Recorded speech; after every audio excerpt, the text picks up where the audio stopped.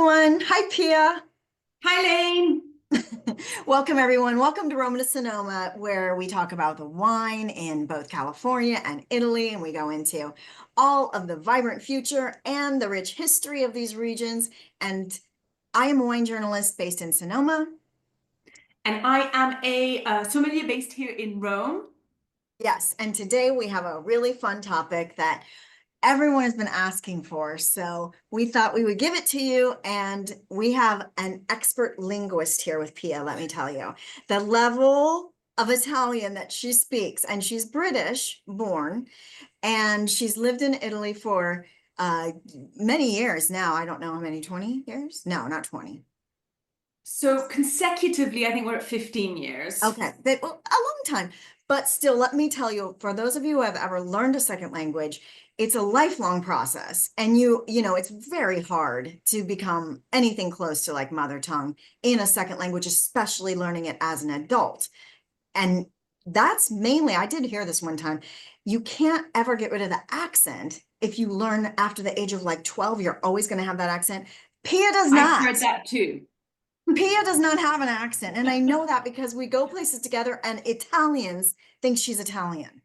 So it's pretty amazing. So you're going to get not just like someone like me who has learned it as a second language and giving you a word and pronouncing it with my American accent. You're going to get it from someone who's pronouncing it properly and knows both languages very well. French too. We'll get to that later, but we'll start with Italian. So starting with basically, when you go to a tasting in Italy, I guess we're going to assume a little bit that whoever is watching this, you know a little bit of Italian to kind of say hello and, make the reservation and that kind of thing. We're going to go a little deeper and go into a little bit more technical kind of Italian words that you might want to use to describe things in Italian with Italian wine. So starting with just going, what do you call a tasting in Italian, Pia? Una degustazione.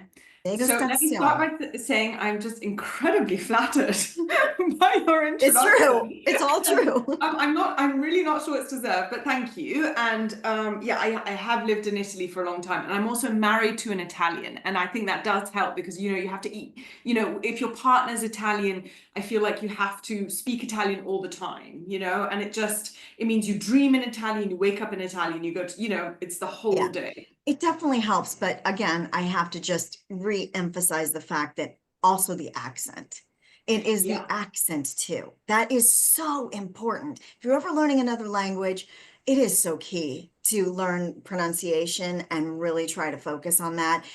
And I know that when I first learned, I did do that, and it helped in the beginning because even if I didn't know the words, people at least could understand me because Yeah, I for was sure. pronouncing it in a way that they might understand. I've gotten so bad. I mean, really, I've just, No, don't that's live not there true. I've anymore, heard you and speak Italian. You speak very good Italian. I need to improve. But this is a good start. So, okay, so we're at a degustazione, Yes. and let's say we want to describe a glass of white wine. Okay. How would you say that this is a fresh and vibrant wine? Okay, so excellent example. So I feel like, okay, so fresh to start with, you would say is fresco. And I have to say, by the way, fresco as a terminology right now is really in fashion. So it's something that you say, not only does it mean fresh, but it means like a certain type of wine for the moment. So I feel like when you talk about un vino fresco, you mean a young wine, high acid wine, and very chilled, even more chilled than is kind of what is usually prescribed Appropriate. for. Yeah, exactly.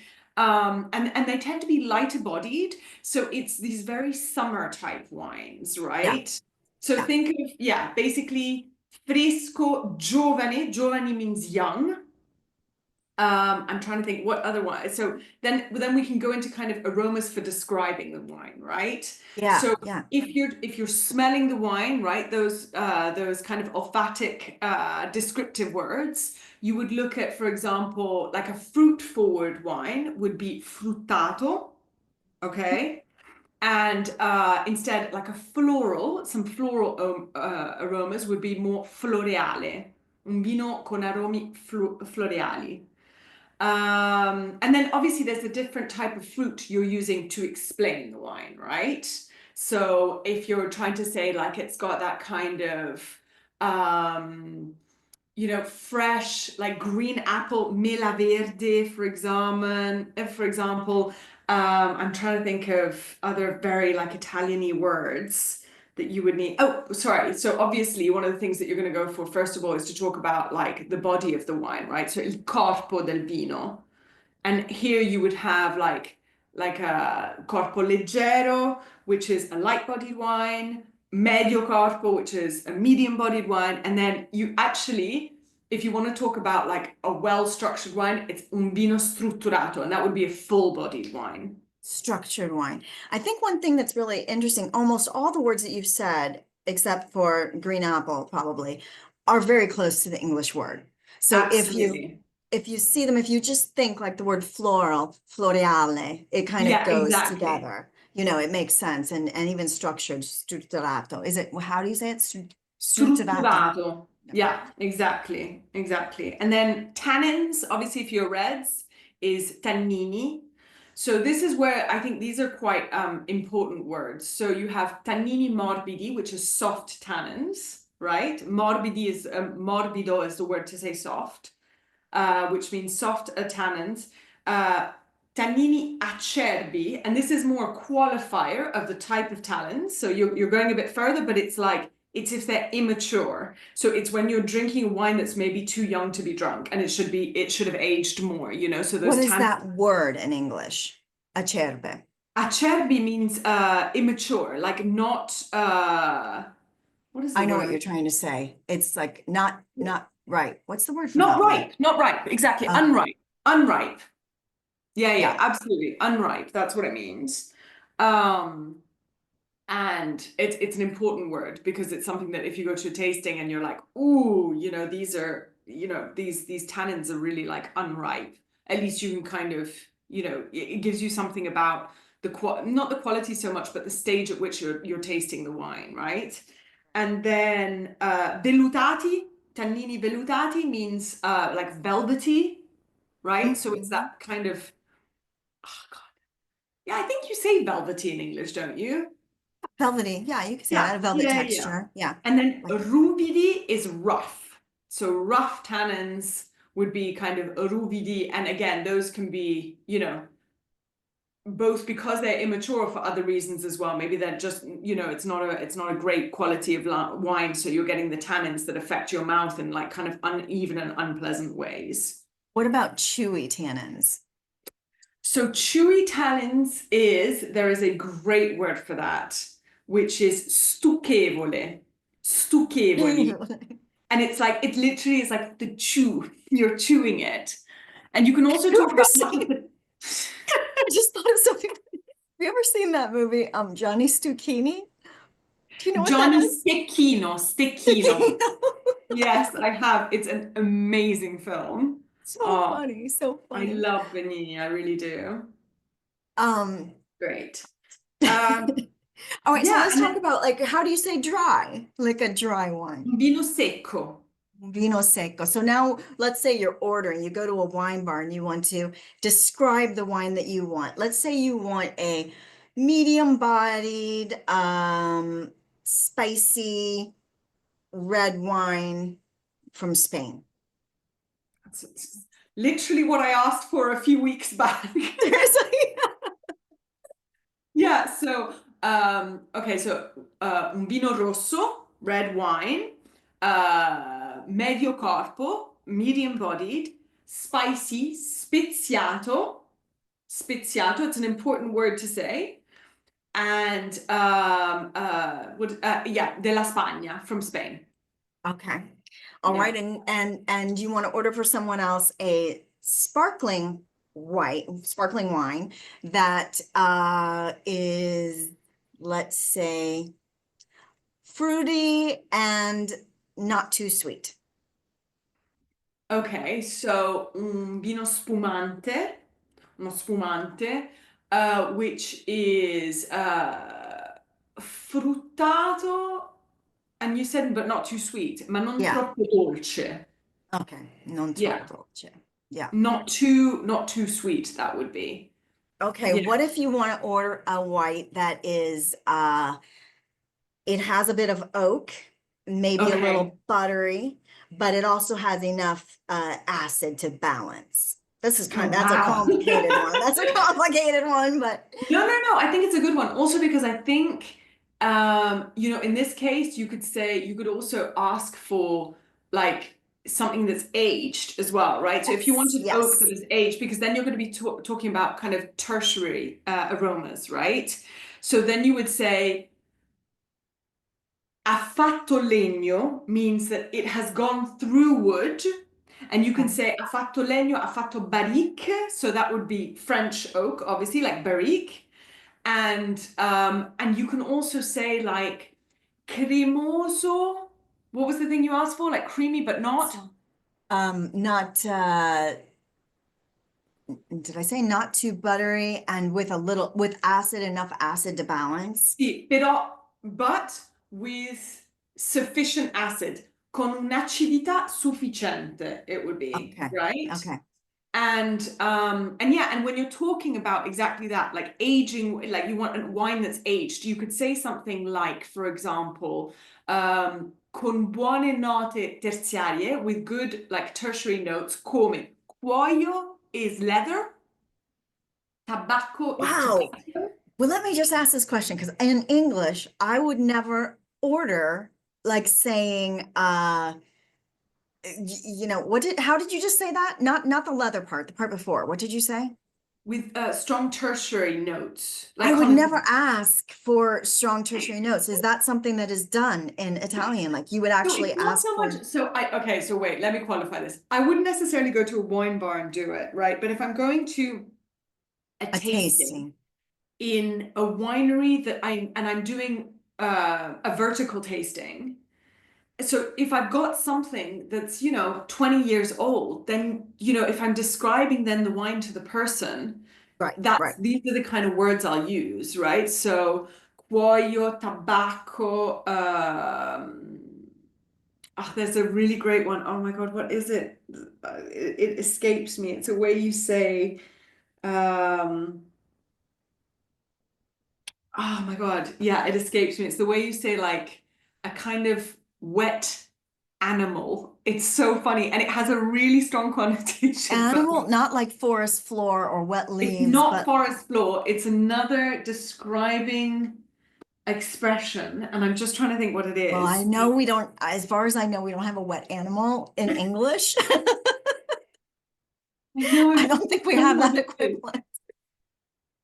I couldn't remember. That's so But I funny. mean, now that you say it, I can smell it. I know what it is.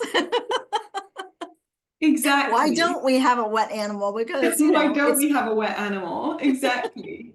Um, well, yeah, let's and then jump. you have your describing words, right? So like you've got the classic things that are just translations of the aromas that you would use in English as well, right? So you've got everything from like if you're describing fruit, like peach, you've got mature peach or unripe peach, you've got like, and often when you do tastings, they'll ask you, for example, like what kind of fruit are you talking about? Is it mature? Is it not mature? These are the kind of dried fruit, like frutta secca, and what kind of frutta secca, or when they're talking about like a really one that's done a wine that's done malolactic, very often they talk about like panettone, like those that aroma Oh, of yeah. panettone, which is like brioche, right? But it's Yeah. just Oh, kind of yeah. That it's is a good tip right there. but it's like Use the Italian panettone for equivalent. brioche. Oh my gosh, that's a good one. Yeah. So, so, so if you went to a wine bar, just Yeah. like we already talked about the Spanish one, like what's your typical wine that you would order? What would you say? So it really depends if I'm going for a glass or if I'm going for a bottle. If I go for a glass, I tend to look for what, kind of new things that I don't usually taste, and particularly there are a few places in Rome that will do almost like discover, like a new discovery. And that's when you can taste things that are from like up and coming winemakers or regions. And it's where you tend to get very good value for money. Very, very good. Well, that's a good tip for Rome. If you're going to Yeah. Rome, I'm not sure that it's like that in every city, but that's a good tip if you're there because Rome is huge, and so you probably will be going there and looking for a wine bar. So Yeah, absolutely. And I have to say, by the way, there are more and more wine bars here. It's incredible. It that really is is. great. That's great for Lazio. I mean, that's what It we've been really saying is. It that they really is. really need to do. How is it going, by the way, with the Jubilee now? Are you already seeing like influx of Yeah, people? I Is mean, it it is same? so many tourists. I don't even know how to describe it. God, you and going back and forth to work must be really fun. Do you and do you have you seen on the streets the vines that they planted? The whole thing about the greening of Rome, planting the vineyards around the city? I have not seen those. I have to say, I definitely want to take an I need to go. I need to start going out to see more places actually, because there's a few also, different wineries that are doing interesting things also just outside Rome, and I want to go and see a few things. I haven't had time to up to now, but no, I haven't seen that. I've seen some of the kind of revamping of Rome that they've tried to do. Some of it's successful, so they've completely refurbished Piazza Pia. They've made it That's a completely. Pia. Yeah, I know. With this beautiful fountain, they've made it entirely pedestrianized, and then yeah, they've done a lot of work, but it's been a painful process. We have to film you have to film someday from Piazza Pia. I will, I will, I will, I will. No, absolutely. Well, I So think yeah, this is just by great. the I way, mean, yeah. I just wanted to say one last thing about, because you asked me what I would ask for, and the reason I'm saying this is because I've noticed that people are doing this more often. Is if you go in, one of the things, you describe what it is that you're looking for. You're like, yeah, I want a medium bodied or whatever. But then you'd also say at this point, if you want something, the sustainability of the wine. So you could say either un vino biologico, which is an organic wine, or the thing that more and more people ask for is un vino naturale, and that's natural wines. And it is a thing here. It's still quite a niche thing, but it is a thing. Like you will not now have a serious wine bar that doesn't at least have some natural wines on the menu. It definitely is a thing in Italy. It definitely is. Even when I did the story on Puglia and I interviewed the guy that runs the tourism agency, Yeah. and I had stayed at and gone to this winery, and so I was writing a lot about that in my overall Puglia story. And then like the wine bar we went to and those things. He said, next time you're here, you have to go visit my friend who does natural wine in Bari. And he like went into this whole thing about like like what a big deal it would be. And I'm just like, I can tell you this, even though it exists here, you're probably not going to get people really telling other people to go to those places. It's so Interesting. niche, it's so niche. And it's just not a lot, but gosh, seems like natural wine has just come into my life so much in the last 4 months with Giglio and Georgia. I Oh, I mean, know. Well, I mean, Europe, it's huge. Like France, yeah, it's enormous. Like, if basically young people in France, if you're new to the sector, chances are you're working in natural wines. It's incredible. It's so interesting. it is so interesting. It's all going backwards. It's so interesting. Well, anyway, listen, if you have any questions, if you have any words that you want translated, just write them below in the comments and we'll do another one because I personally, what I've taken away from this is panettone. Panettone. I am going to use that. I think it's great. By the way, if you don't know what that is, that's the Italian like Christmas cake. And that's just so funny that that's the word that they use instead of brioche. I love it. I love it. All right, Pia. Well, thanks so much. Thanks for being our Thanks to you, guru, our Layne. language guru. And I'll see you next time. See you next time. Bye, Bye. everyone.